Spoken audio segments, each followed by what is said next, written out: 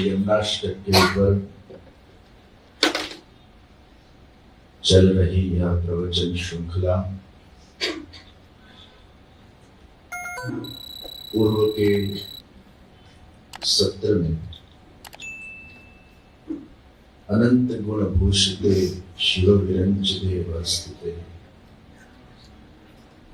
इस विषय के ऊपर हमने चिंतन किया। घना सदा पराशरा विशुद्ध मथुरा तटे सकल गोप गोपीगते कृपा जगति संस्कृते मम मन सुखम अनंत गुण भूषिते। पूर्व सत्र में हमने देखा कि जो गुण भगवान श्री कृष्ण में विद्यमान है वही गुण श्री यमुना जी में भी है और श्री महाप्रभु जी में भी है।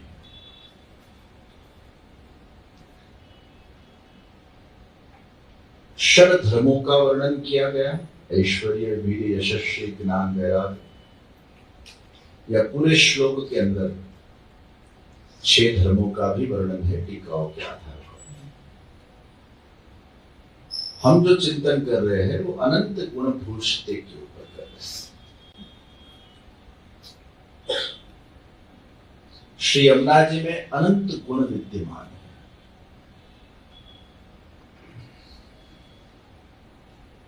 जैसे जैसे हम भगवान के नजदीक आते हैं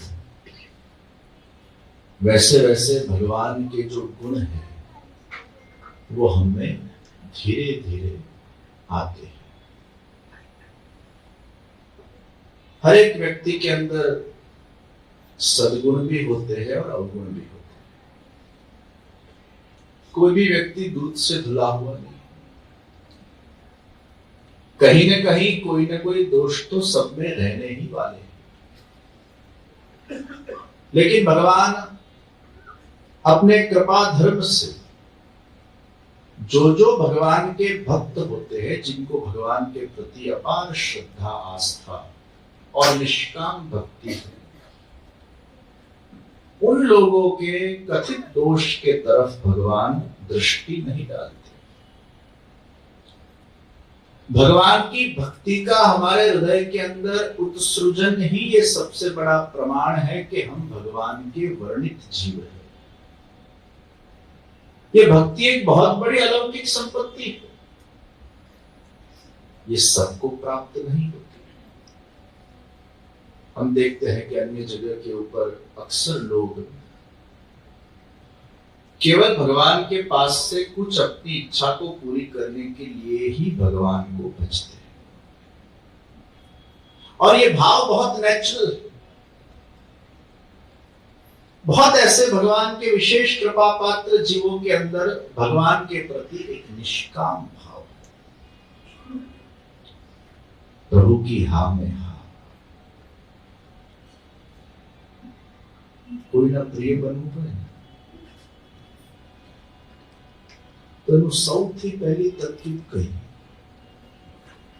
अगर आपको किसी का प्रिय बनना है, अगर आप चाहते हो कि आपके बहुत सारे मित्र बने और लोग आपको पसंद करें, तो सबसे पहला उसका स्टेप आपके अंदर ये सबसे श्रेष्ठ गुण होना चाहिए, आप उसकी हाँ में हाँ करें। वो कुछ भी के हाजी हाँ। The conversation should begin with yes. You are right. Yes, yes, yes. हाँ से अगर उसका शुभारंभ होगा तो सामने वाला व्यक्ति कहीं ना कहीं आपका प्रिय हो जाएगा। लेकिन पहली मीटिंग के अंदर आप उसको काटने लगो, ना ना ना, यू आर रॉन्ग, वो आदमी आपको पसंद नहीं करेगा।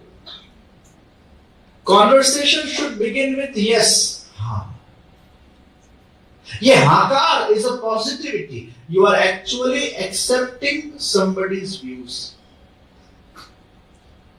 यमुना जी के अंदर ये सबसे बड़ा गुण है, वो प्रभु की हाँ में हाँ करते हैं।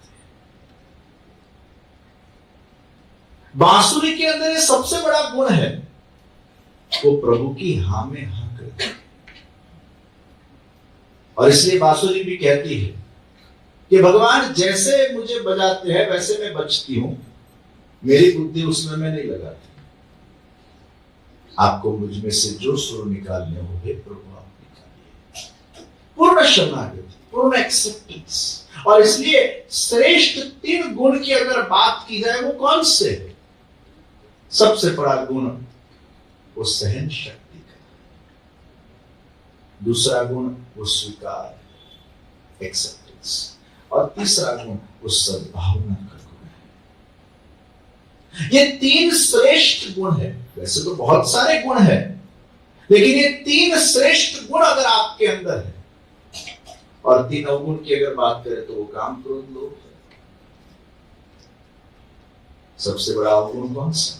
अतिशय काम, अतिशय क्रोध, अतिशय लोभ। ये 3 सबसे बड़े व्यक्ति के अंदर अवगुण है, उसमें से ही विकार का जन्म होता है। और 3 सबसे श्रेष्ठ गुण, सहन शक्ति, स्वीकार भावना और सद्भावना, इसमें से सब अलग अलग प्रकार के सद्गुणों के वृक्ष उत्पन्न होते हैं। और सहन शक्ति का बीज वो धैर्य है। और इसलिए धर्म की परिभाषा में भी द्रुति क्षमा नमोस्तेयम शौच इंद्रिय निग्रह धीर विद्या सत्यम क्रोधो दशकम धर्म लक्षण।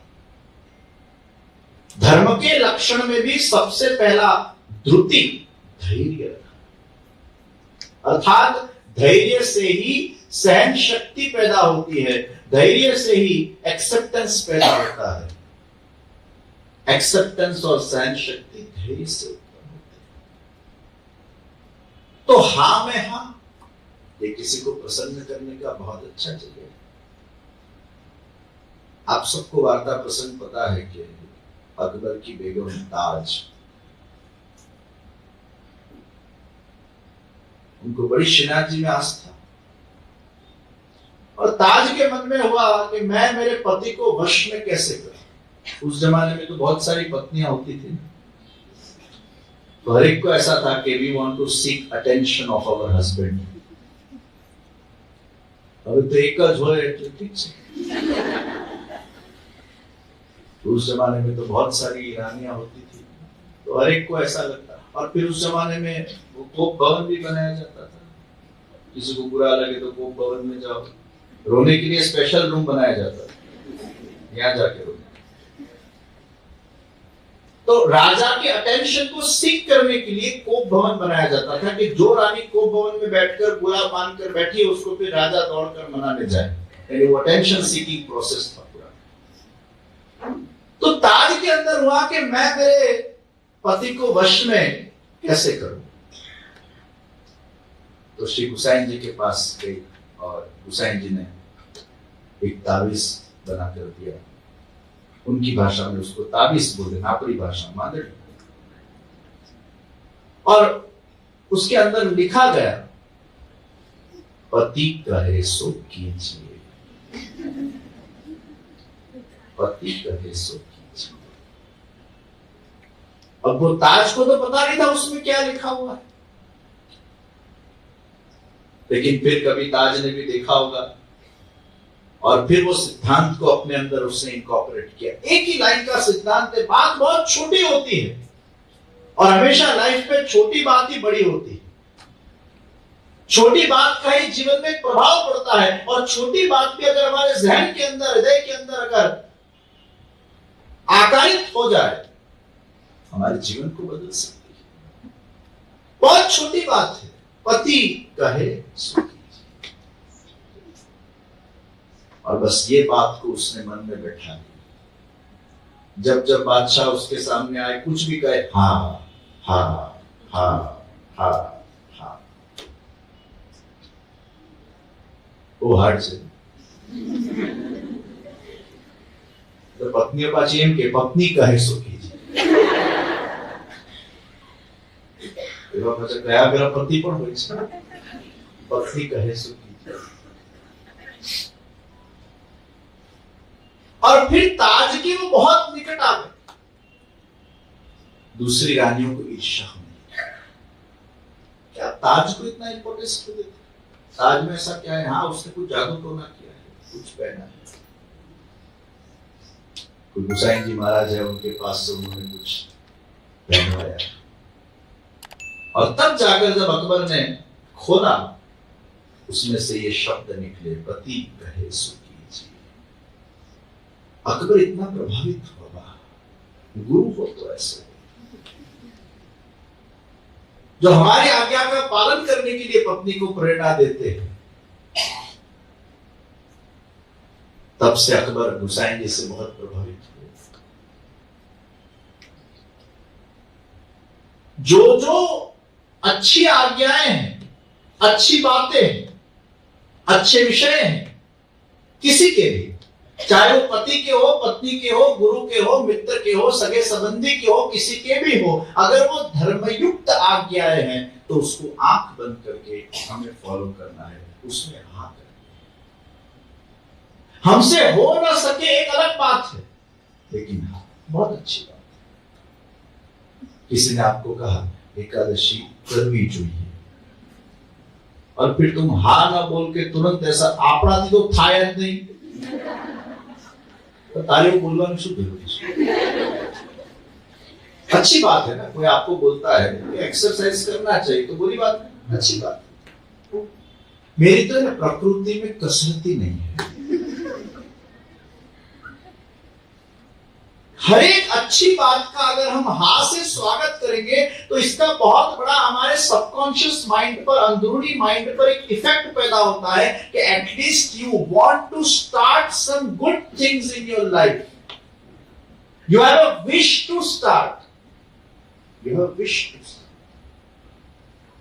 The biggest problem in the human life is we don't begin, we cannot begin, we cannot start. लक्ष्य तो बहुत दूर है, पहले आरंभ तो कीजिए, स्टार्ट नहीं करता। और इसलिए मैंने संजय सत्संग के पूर्व के सत्रों में ये कहा था कि छोटे छोटे बेबी स्टेप से आप शुरू कीजिए, स्टार्ट। एकादशी अगर आपसे नहीं होती है ना तो पहले स्टार्ट कीजिए, 12 बजे तक तो भूखे रहो, फिर आप दिल से लोगों को कहो मैंने आज एकादशी की है 12 बजे वाली। फिर कोई पूछा आपको 12 बजे वाली एकादशी क्या है? क्योंकि I have not done my breakfast, so I did fast, I didn't break the fast. So not breaking the fast and fasting till 12 o'clock is also partial Ekadashi, at least थोड़ा तो उसका पुण्य मिलेगा। एकदम क्यों ना बोलने का, इतना तो कर सकते हैं ना। फिर 12 बजे से 3 बजे तक भूखे रहो, नेक्स्ट एकादशी 3 से 6 बजे तक। પછી પાછા અમુક મહાપુરુષો 12 વાગે રાત્રે ખાશે, આખું વ્યાજ સાથે રાજને બેઠા। कोई भी धर्मयुक्त जब बात है उसका जब हम स्वीकार करते, कोई भी अच्छी बात, आपके कोई फ्रेंड ने आपको कोई अच्छी बात, which is very good, don't deny it right away, accept it। हाँ, ये बहुत अच्छी बात है और निश्चित शायद ये गुण मेरे अंदर नहीं है, लेकिन मैं चाहूंगा कि गुण मेरे में आए। और आज आपने कोई भी चाहना कि ना, हमारा सबकॉन्शियस माइंड इतना स्ट्रांग होता है, वो एक कल्पवृक्ष है। आप उसके सामने कुछ भी मांगोगे, धीरे धीरे ईश्वर की कृपा से आपको प्राप्त होता जाएगा, लेकिन पॉजिटिविटी होनी चाहिए, हाँ कार होना चाहिए। तो हाँ, पर धर्मयुक्त आगे। फिर आपका कोई मित्र आपको बोले कि नॉनवेज तो खाना चाहिए, फिर आप बोलोगे हाँ, हमने प्रवचन में सुना था हर एक बात को हाँ बोलना चाहिए। तो आत्मवती सत्य। और इसलिए यदोश्च धर्मशीलस्य नितराम मुनि सत्य, यदोश्च धर्मशीलस्य। भगवान श्री कृष्ण यदुकुल में प्रकट हुए, क्यों? और यदोश्च धर्मशील से, क्यों? यदुराजा धर्मशील है, उन्होंने अपने पिता ययाति की बुरी आज्ञा का अपालन किया, अधर्मयुक्त आज्ञा का अपालन किया, इसलिए यदोश्च धर्मशील। और इसलिए अगर आपके मित्र, आपके सगे संबंधी, आपके वेल विशर अगर आपको कुछ बुरा कहते हैं, बुरी आज्ञा को फॉलो करने को कहते हैं, उसको आपको फॉलो नहीं करना है। वहां फिर विवेक का उपयोग किया जाए और विवेक बुद्धि से निर्णय किया जाए। पिताजी को यदु अपने पुत्र की युवानी चाहिए थी भोगने के लिए, और तब यदु राजा के मन में विवेक पैदा हुआ कि मैं मेरी युवानी मेरे पिता को दूं और वही मेरी युवानी से मेरी ही मां के साथ भोग हो, ये तो बहुत बड़ा धर्म हो गया। अगर उनको युवानी तब के लिए चाहिए होती तो मैं दे भी देता, लेकिन ये भोग के लिए युवानी है, तो वहां पिता की आज्ञा का पालन करना वो अस्थायी हो जाएगा, योग्य न रहेगा। और इसलिए कहां हाँ करना और कहां ना करना, इसका भी एक विवेक है। गलत और बुरे के बीच की एक समझ। कई बार हमें बुरा नहीं करना होता है, लेकिन प्रकृति के वशात व्यक्ति से हो जाता है। काम के प्रभाव से, क्रोध के प्रभाव से, लोभ के प्रभाव कई बार हो जाता है, फिर व्यक्ति पछताता है, उसको फिर गिल्ट होता है। लेकिन ये गिल्ट होना बहुत अच्छी बात है, क्योंकि आप बुरे इंसान नहीं हो, आप अच्छे इंसान हो।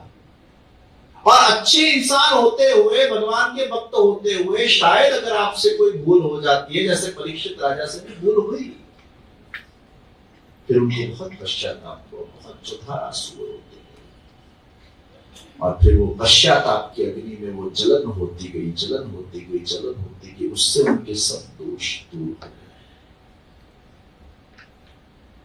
तो हकार बहुत आवश्यक है। तो सबसे श्रेष्ठ गुण व्यक्ति के अंदर हा है। आप हा से शुभारंभ कीजिए। किसी के व्यूज अगर आपको नहीं भी पसंद आते हैं तो उसमें आप मौन रखिए। कई लोग इतना बिना बात के आर्ग्यूमेंट में टाइम बिगाड़ते हैं, इतना लंबा लंबा खींचते जाएंगे, खींचते जाएंगे, खींचते, गिव अप ही न करे, गिव अप ही न करे, गिव अप ही न करे, इतना समय का बर्बाद करते हैं। कोई भी प्रकार की बिना बात की आर्ग्यूमेंट में नहीं पड़ना चाहिए, और भैंस के आगे तो बीन नहीं बजानी चाहिए। कुछ लोग ऐसे होते हैं, वो पहले से ही सुनिश्चित करके आए होते हैं कि मुझे नहीं मानना है, और उसका एजेंडा ये होता है कि मुझे जो मैं नहीं मानता हूं, अगर मुझे कोई मनाने की चेष्टा करेगा तो मैं नहीं ही मानूंगा, ऑन द कॉन्ट्री उसको मैं आर्ग्यू करके मेरी बात मनाने की चेष्टा करूंगा, उसमें गिव अप कर देना। Why to waste our time in such people? Rather we invest the time in some good things. अनंत गुण भूषित यमुना जी में अनंत गुण विराजमान है, और श्री यमुना जी अपनी कृपा के माध्यम से जीव के सकल दोषों को दूर करते हुए उनके अंदर भक्ति को प्रकट करते हैं। और इसलिए जो गुणों के भंडार है, हम उनके पास जाएं। अगर आपको अच्छा इंसान बनना है तो इस विश्व में सबसे अच्छा कौन है? इस विश्व में पूर्ण कौन है? हम अपूर्ण व्यक्ति के पास से पूर्ण होने की अपेक्षा रखेंगे तो हम कभी भी अपूर्ण नहीं होने वाले हैं, क्योंकि पूर्ण वो मनुष्य नहीं है, पूर्ण वो भगवान श्री कृष्ण है, पूर्ण वो यमुना जी है, पूर्ण वो श्री महाप्रभु जी है। जब श्रीनाथ जी, यमुना जी और श्री महाप्रभु जी का आश्रय हमारे हृदय के अंदर सिद्ध होगा, उनकी भक्ति हम करते जाएंगे, धीरे धीरे अपने ही कृपा प्रसाद से उनकी पूर्णता के कुछ छींटे वो हमें प्राप्त होते जाएंगे। और इसलिए करो केशव कीर्तना। जब हम भगवत संकीर्तन करते हैं, भगवत सेवन करते हैं, भगवत ध्यान करते हैं, तो हम उस परम एनर्जी के साथ जुड़ जाते हैं ईश्वर तो सब जगह, अत्र तत्र सर्वत्र व्यापक है, कहां नहीं है? ईश्वर सब जगह, आप में भी है, आपके भी अंतर्यामी स्वरूप में ईश्वर विराजमान है। लेकिन जमीन में से पानी निकालने के लिए खुदाई करनी पड़ती है, उसी भांति हमारे अंदर भी वो ईश्वर की अनुभूति करने के लिए हरि नाम संकीर्तन, भगवत सेवन की खुदाई करनी पड़ती है, तब जाकर उसमें से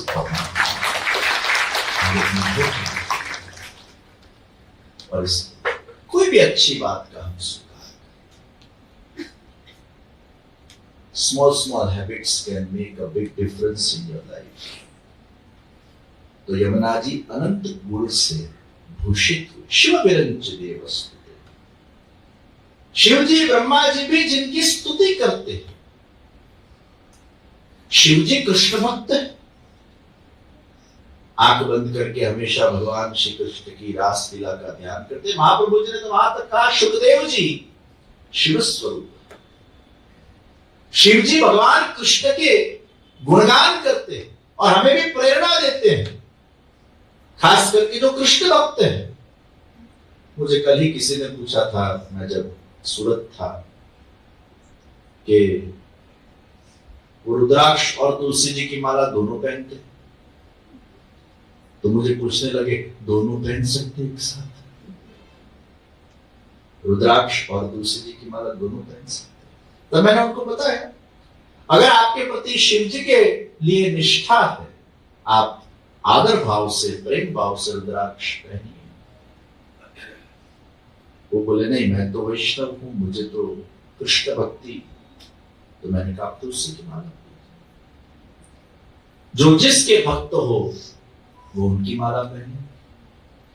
शिव जी के भक्त रुद्राक्ष पहने तो कृष्ण के भक्त तुलसी कंठी पहने, माता जी के भक्त स्फटिक की माला पहने, और जो पहनो उसकी फिर माला करनी। फिर पहनी हो तुलसी जी की माला और फिर माला करो रुद्राक्ष, वो कॉन्ट्रडिक्ट होता है।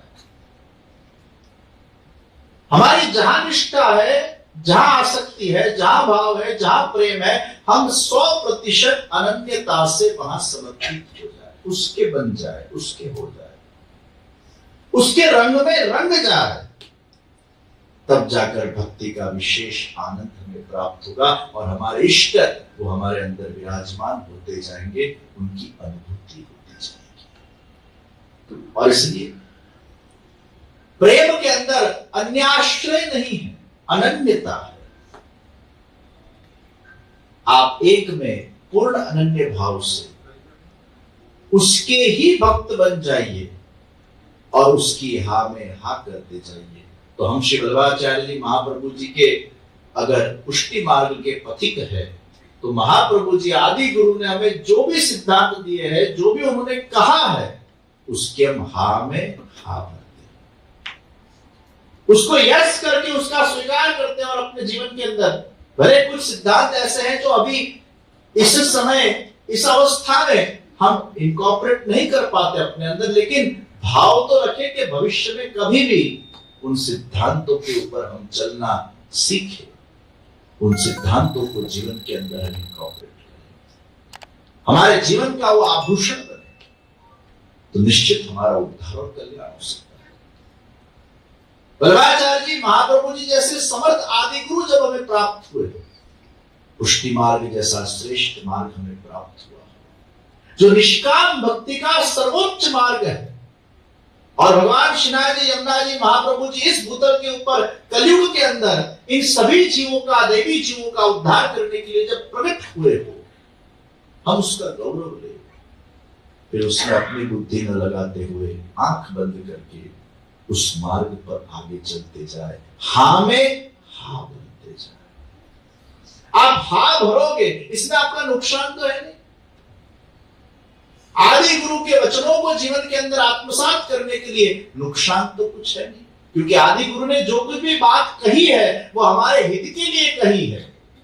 जैसे माँ बाप अपने बच्चों के हित के लिए कुछ बात कहते होते हैं, तो उसकी हा में हा भरते, अगर वो हमारे हित की बात है। पर जैसे यथोश्च धर्मशीलस्य, मैंने पूर्व में बात कही बड़ों के और वडीलों के अच्छी आदतों को अपने जीवन में लाइए, उनकी बुरी आदत से इंस्पायर ना हो। अगर अधर्मयुक्त आदत है, अधर्मयुक्त आज्ञा है, उसका पालन न करते हुए धर्मयुक्त आज्ञा का हम पालन करें, तो सहन शक्ति, स्वीकार और सद्भाव, ये 3 श्रेष्ठ गुण है, उसको हम अपने जीवन के अंदर आत्मसात करें, तो टॉलरेंस पावर हमारे जीवन में कब बढ़ता है? जब हम ईश्वर से कनेक्ट होते जाते हैं।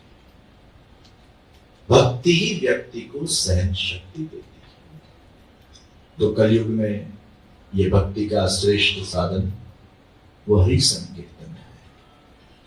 और महाप्रभु जी ने भी आज्ञा की, तस्मात् सर्वात्मना नित्यं श्री कृष्ण शरणं। आप हरि संकीर्तन चालू कीजिए, 1 मिनट कीजिए। मैं कई यंगस्टर्स से कहता हूं, 1 मिनट खाइए, ओनली 1 मिनट। चालू करो, बंद कर दो, 1 minute. Start from 1 minute, start baby steps in spirituality.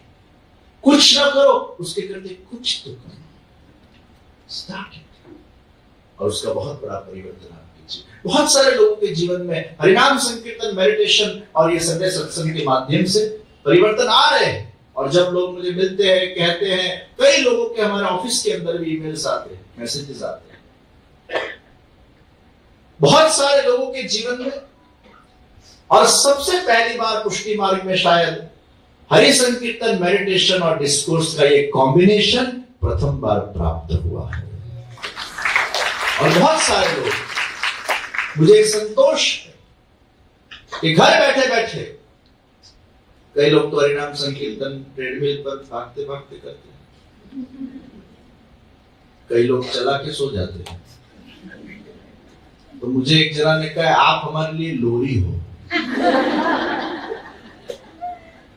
तो चला के सो जाते, तो उनको कब नींद आ जाती है पता नहीं। कुछ किचन में काम करते करते, कुछ गाड़ी में जाते जाते। भले ये कनिष्ठ प्रकार है, लेकिन कुछ तो करें। लेकिन श्रेष्ठ प्रकार, एक हमारे राजकोट के महापुरुष है, उनका पार्किंसन मिट गया हरिनाम संकीर्तन करते करते। अब सबकी अपनी अपनी आस्था है, अपनी अपनी श्रद्धा है। उन्होंने 40-50 सेशंस अटेंड किए, अपने होम थिएटर में बैठ जाते हैं सुबह और हरिनाम संकीर्तन करते हैं, आंख बंद करके ध्यान लगाते हैं, और धीरे धीरे करते करते उनके जो हाथ शेक होते थे वो बंद हो गए। और तब मैंने उनको पूछा, तो और कोई मेडिसिन आप लेते थे क्या? उन्होंने कहा, नहीं, मैं कोई मेडिसिन नहीं लेता था, ये मेरी श्रद्धा और मेरी आस्था है। आस्था और श्रद्धा का बहुत बड़ा प्रभाव पड़ता है। जरूरी नहीं है कि किसी को पार्किंसन हुआ हो और अगर ये हरिनाम संकीर्तन करेंगे तो मिट भी जाएगा। ऐसा कोई एक सिद्धांत सबको लागू पड़े, ऐसा जरूरी नहीं है। अपनी अपनी श्रद्धा। मंत्र तो वही थे, ऋषि मुनि ने करके उन मंत्रों के माध्यम से अनेक सिद्धियां प्राप्त करी। मंत्र आज भी वही है, लोग करते हैं, लेकिन उनको फलीभूत कईयों को होते, कईयों को नहीं होते। अपनी अपनी श्रद्धा में वो ताकत है, असंभव वो संभव कर सकते।